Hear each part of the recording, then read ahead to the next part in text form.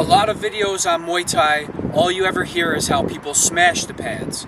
So let's talk about how you should hold the pads properly for your partner. Now this is an art in itself. I love to smash pads, everybody loves to smash pads, but we never talk about being a great partner. In Muay Thai it always takes two, it's like a dance.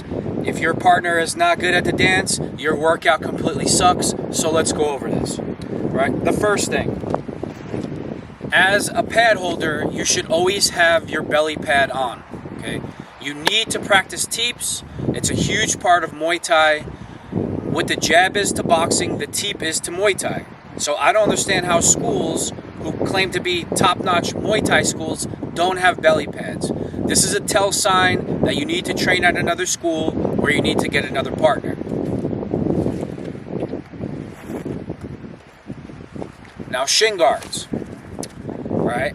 Even when you're just holding pads for somebody, you should have your Shin Guards on. Because every time your partner throws, you want to throw something back at them so they can practice defense.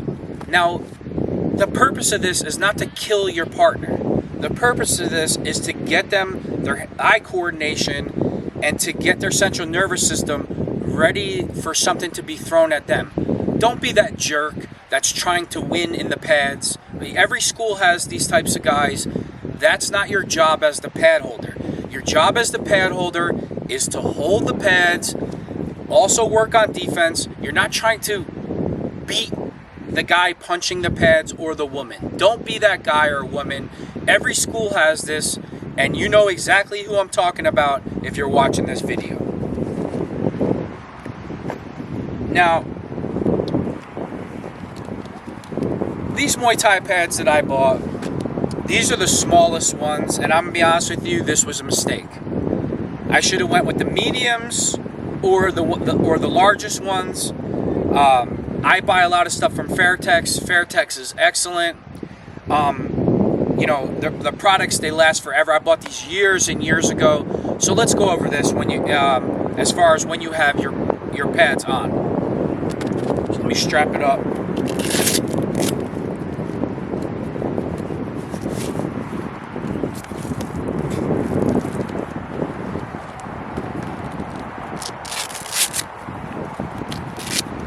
Guys, girls, don't wear the pads loose. Make sure they're on tight, so every time that somebody's hitting the pads, every 2 seconds you don't have to re-strap them. Now, I see this all the time and it drives me crazy, right? Do not stand like this as the pad holder.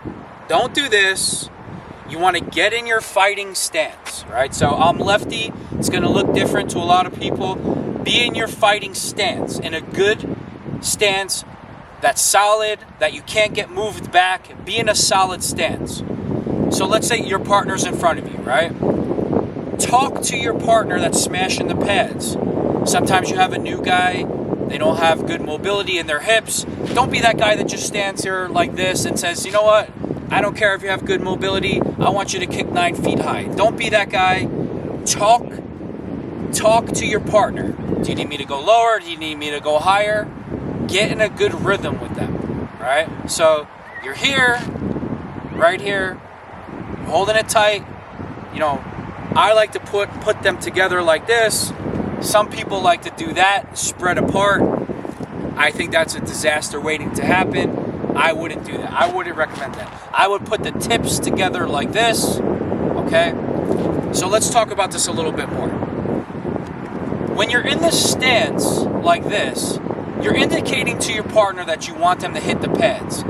You can't just stand here like this for the entire round and expect your partner to throw kicks nonstop for 3 minutes, right? So they might throw jab, cross, kick. You move around a little bit like a dance. You show them that you might throw something at them. They block it. What I'm trying to say is this. Nobody can just throw kicks and punches for 3 minutes straight. Give them that 2 to 2 seconds in between every time they throw to recuperate and catch their breath before the next combination. Don't be that guy. Don't be the person that just stands there like this. Don't be the person that stands there like this. It's horrible, okay? You have to take pad holding as serious as smashing the pads themselves. Let's take these off for a minute.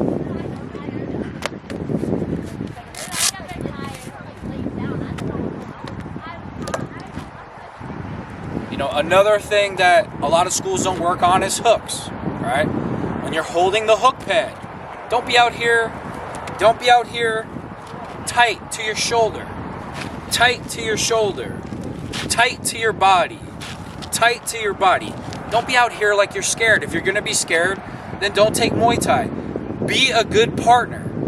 Okay, it takes two. One of the best partners I ever had was an older gentleman. He just loved Muay Thai. We trained together for years.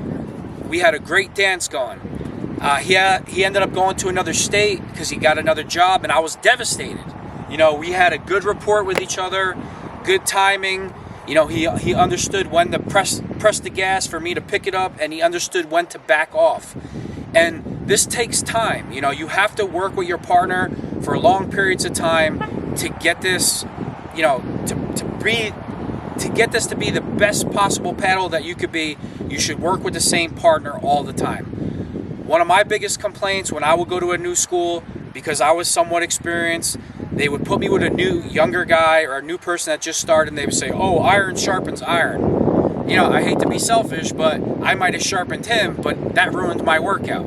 So when I taught class, I put the people that were more experienced together, and I let the newer guys train together so they could work on it together, so they grew together. You know, I think a lot of the schools make a mistake. They take a super experienced guy and they put him with somebody that's not experienced, and then that person has a terrible workout. Put people with the same skill level together for the most part, and it's your job as the coach to, you know, bring them up to a higher level together. So, with this all being said, as a pad holder, right, get in a good solid stance, give resistance to the pads. Remember, move around. It's a dance. Whenever you ever watched a fight and people just stand still, it doesn't happen. Don't be that pad holder, okay? Move around and treat your partner how you'd want to be treated. Would you want to throw punching kicks for 3 minutes straight? Absolutely not. So let them punch, kick the pad, give them a second or two. You might throw something at them for them to block. Put the pad, every time you put the pads up again, it's an indication for them to kick or punch the pads. And the last thing. So these are mitts. These are a little bit different if you're doing straight boxing. Let's go over this. It's the same thing. It's short, it's sweet, all right? You're in your stance. You're not out here wide. You're not super close to your face like this. You're in your stance, good posture. You're giving some resistance back, and it's the same thing. Your partner throws jab cross. You might move around. You might throw cross hook. Again, don't be that guy that just stands there like this. Nobody wants this partner. Don't do this. You know, as much effort as you give into smashing the pads, you need to give the same effort into holding the pads. With that being said, remember to subscribe to Fortis Mani.